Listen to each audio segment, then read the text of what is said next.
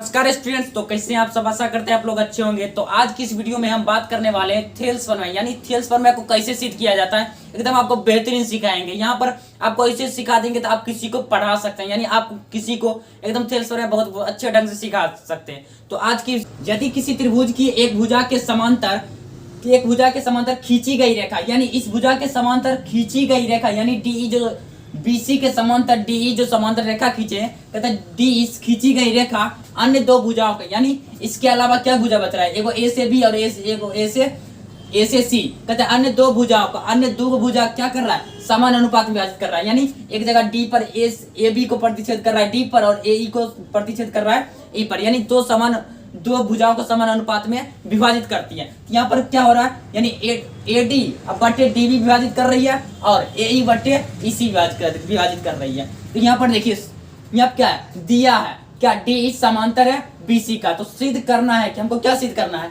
A D बटे D भी बराबर है ए ई बटे ई सी का, ए ई बटे ई सी का। अब हम रचना लिखेंगे, सॉरी अब इसमें हमको थोड़ा कुछ रचना करना है। तो रचना क्या करना है, यहाँ पर रचना करेंगे, डी से सी को मिलाएंगे, डी से सी को मिलाएंगे, डी से सी को मिला दिया, और बी से ई को मिलाएंगे, बी से ई को मिलाएंगे, मिला दिया। अब क्या करेंगे, ई से एडी पर लंब खींचेंगे, ई से एडी पर लंब, ई से एडी पर लंब खींच दिया। अब क्या करेंगे, डी से ए ई पर लंब खींचेंगे, डी से ए ई पर लंब खींच दिए। तो अब हम रचना करेंगे, यहाँ पर लिखेंगे ए से, यहाँ पर लिखेंगे रचना, ई से एडी पर लंब ई एन खींचा और डी से ए ई पर लंब डी एम खींचा। तो यहाँ पर हम रचना करेंगे, ई से ई एन लंब ए डी तथा इसको लंब कहते हैं, तथा डी से डी एम लंब ए ई खींचा, डी से डी एम लंब ए ई खींचा। यहाँ तक कोई दिक्कत नहीं हुआ होगा। अब चलते हैं नंबर 2 करते हैं। नंबर 2 हम क्या रचना किए हैं, डी से सी को मिलाए हैं और ई से बी को मिलाए हैं, या बी से ई को मिलाए हैं। यहाँ पर रचना करेंगे, डी से सी को तथा बी से ई को, तथा बी से ई को मिलाया। यहां तक आपको कोई दिक्कत नहीं हुआ होगा। अब क्या करना है, अब चलेंगे हम इसको सिद्ध करने के लिए। यानी यहाँ पर हम सबसे पहले चलेंगे त्रिभुज ए डी ई में चलेंगे। यहाँ पर देखिए ए डी ई में सबसे पहले चलेंगे, और यहाँ पर देखिए, यहाँ पर पहले लिखेंगे त्रिभुज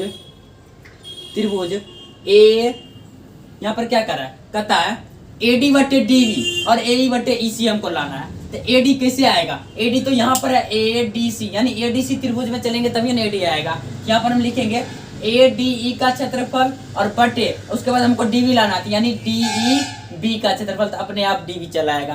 तो यहाँ पर लिखेंगे त्रिभुज ए डी ई का क्षेत्रफल, ए डी ई का क्षेत्रफल बटे त्रिभुज डी ई बी का क्षेत्रफल, त्रिभुज डी ई बी का क्षेत्रफल।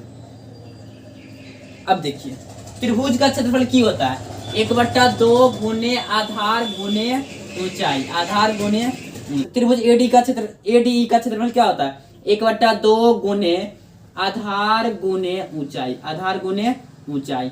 इसका बटा भी करेंगे, 1/2 गुने आधार गुने ऊंचाई, आधार गुने ऊंचाई हो जाएगा। तो यहाँ पे देखिए 1/2 है तो 1/2 लिख देंगे, गुने आधार, इसमें क्या हो जाएगा, ए डी ई के क्षेत्रफल में आधार किस पर हो जाएगा, यानी जिस पर लंब है वो आधार हो जाएगा, जिस पर लंब है वो आधार हो जाएगा, जिस पर लंब, किस पर लंब है, ए डी पर लंब है, तो आधार हो जाएगा ए डी। अब गुने ऊंचाई क्या हो जाएगा, यानी ऊंचाई लंब के है एन ई, तो एन ई दे देंगे, लंब एन ई लंब हो जाएगा, और इसका बटा करेंगे, और 1/2 है तो 1/2 देंगे, गुने आधार अब इसमें खोजना है, आधार क्या हो जाएगा, डीबी, यहाँ पर डीबी आधार हो जाएगा, गुने ऊंचाई क्या हो जाएगा, ईएन क्या हो जाएगा, या एन ई ऊंचाई। अब देखिए अगर ये चीज आपको समझ में नहीं आया तो यहाँ पर देखिए एक ट्रिक हम बताते हैं आपको, एक ट्रिक बताते हैं। तो यहाँ पर क्या करेंगे, त्रिभुज ए डी ई का क्षेत्रफल हमको निकालना है, तो हम जानते हैं 1/2 गुने आधार गुने ऊंचाई होता है। तो यहाँ पर 1/2 है, यहाँ 1/2 लिख लिए। अब हमको लाना क्या है, एडी लाना है। तो यहाँ पर हम आधार हमेशा एडीए लिख देंगे, यहाँ पर एडी लिख दिए। अब गुने, हमको लंब चाहिए ना, तो एडीई में क्या होता है, लंब ये होता है, देखिए लंब जहां पर लंब खुद पता चल रहा है ये लंब है, तो यहाँ पर एनी लंब लिख दिए। तो गुना सॉरी बटे 1/2 गुने। अब देखिए डीईबी में आपको पता नहीं चल रहा है लंब था, तो यहाँ पर क्या करेंगे, नीचे हम देखिए जो है उसको लिख देंगे, यानी यही आधार है, तो डी भी आधार हो गया गुने। अब आपको ऊंचाई नहीं पता चल रहा है, तो ऊपर में जो ऊंचाई होगा वह नीचे यूं ऊंचाई होगा, तो यहाँ पर देखिए वही कर दिए। तो यहाँ पर अब क्या करेंगे, तो इसको देखिए एनी से एनी कट रहा है, 1/2 से 1/2 कट रहा है बराबर।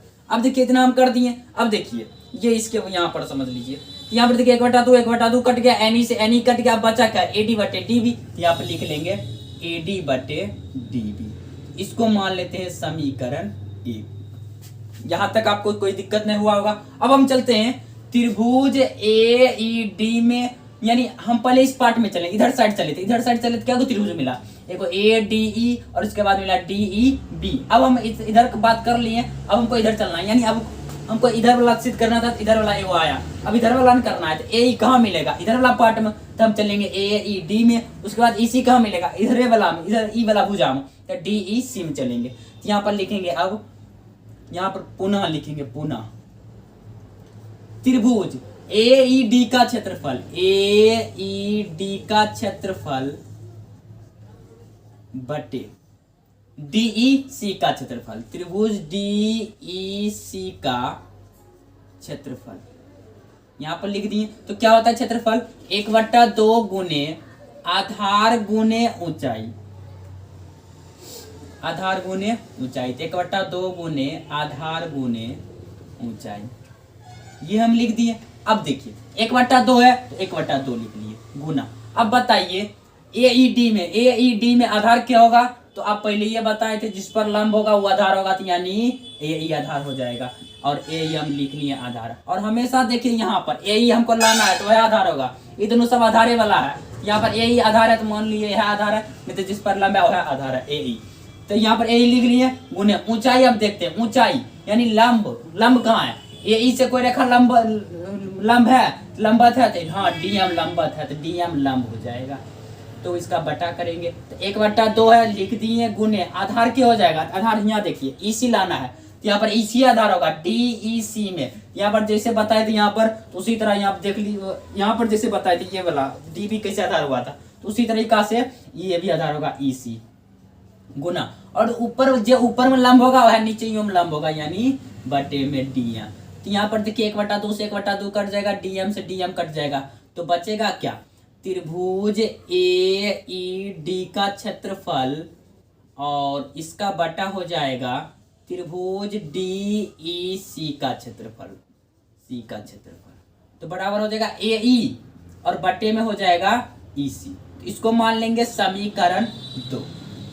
अब यहाँ तक आपको समझ में आ गया होगा। तो यहाँ पर अब थोड़ा डायग्राम अब क्या करेंगे, देखिए यहाँ पर देखिए एगो एडी बटे डीबी, एडी बटे डीबी, एई बटे ईसी, एई बटे ईसी, लेकिन हमको ये आ रहा है, लेकिन ये समीकरण में आ रहा है, तो इसको हम कैसे प्रूव करेंगे, इसको इन्हें दोनों के साथ कर देंगे तो हो जाएगा, ऐसे थोड़ी होगा, तो हमको कुछ प्रमाण देना पड़ेगा। तो यहाँ पर हम देखिए चलिए लॉजिक समझते हैं, ऐसे ही आप लोगों ने दूसरे को पढ़ा दीजिएगा, लॉजिक उसको दीजिएगा तब ना पढ़ाइएगा। यहाँ पर देखिए लॉजिक, मान लेते हैं ये 2 समांतर रेखा है और इस पर 3 गो बिंदु है, 1 2 3, यहाँ पर तीनों बिंदु से मिला दीजिए रेखा को, 3 बिंदु से त्रिभुज बनाइए।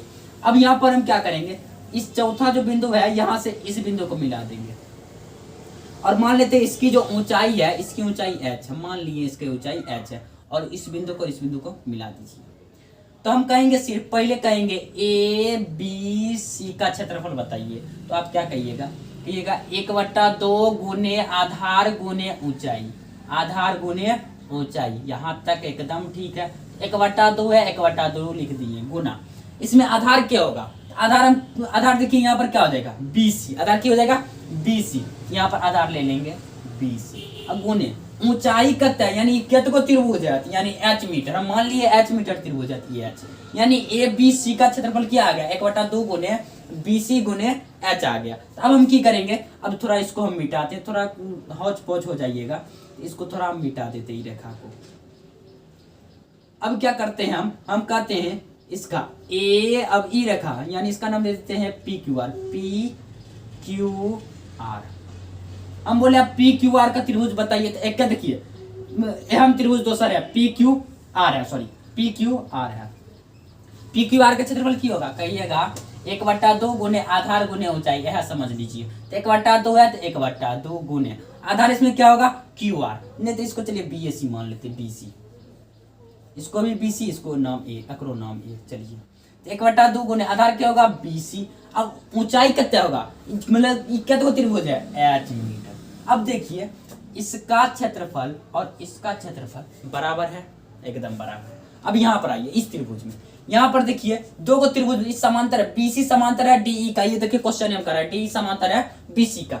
अब देखिए इहो समांतर था, इहो समांतर था, इसमें भी देखिए दो को त्रिभुज बन रहा है, डीईसी और डीईबी, इहो में दो को त्रिभुज बन रहा था, एबीसी, दोनों का नाम दिए एबीसी, तो दोनों क्षेत्रफल बन रहा है दोनों।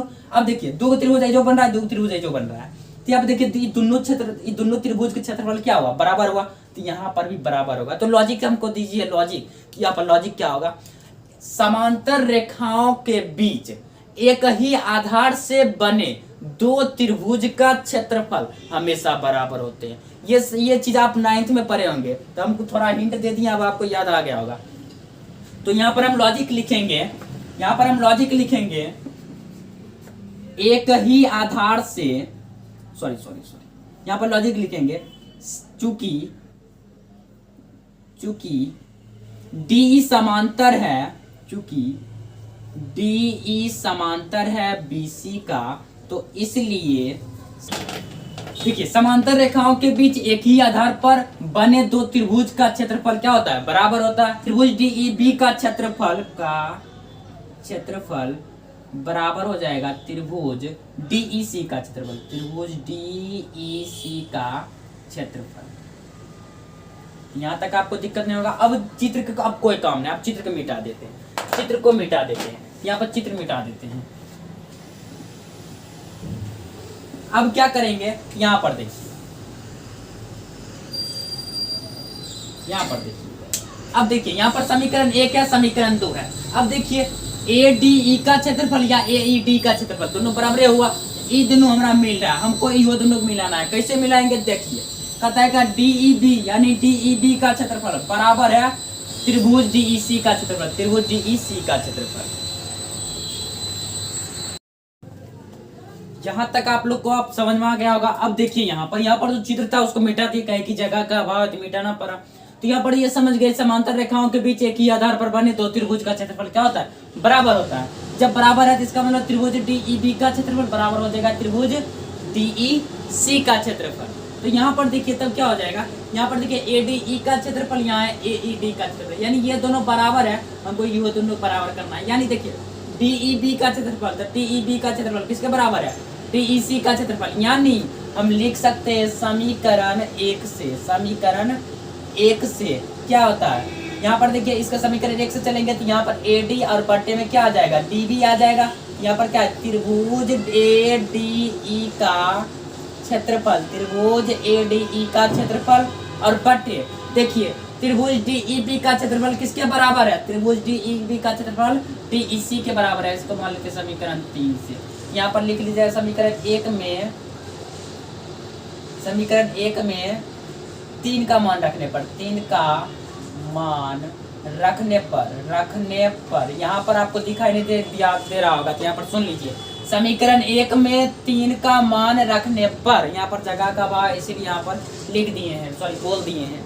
यहाँ पर देखिए एडीई का क्षेत्रफल, अब देखिए डीईबी का क्षेत्रफल के जगह पर क्या लिख सकते हैं, त्रिभुज डीईसी का क्षेत्रफल, या लिख देंगे त्रिभुज डीईसी का क्षेत्रफल। अगर आपको दिखाई नहीं दे रहा होगा तो यहाँ पर हम बोल रहे हैं, तो यहाँ पर डीईसी का क्षेत्रफल लिख लीजिएगा।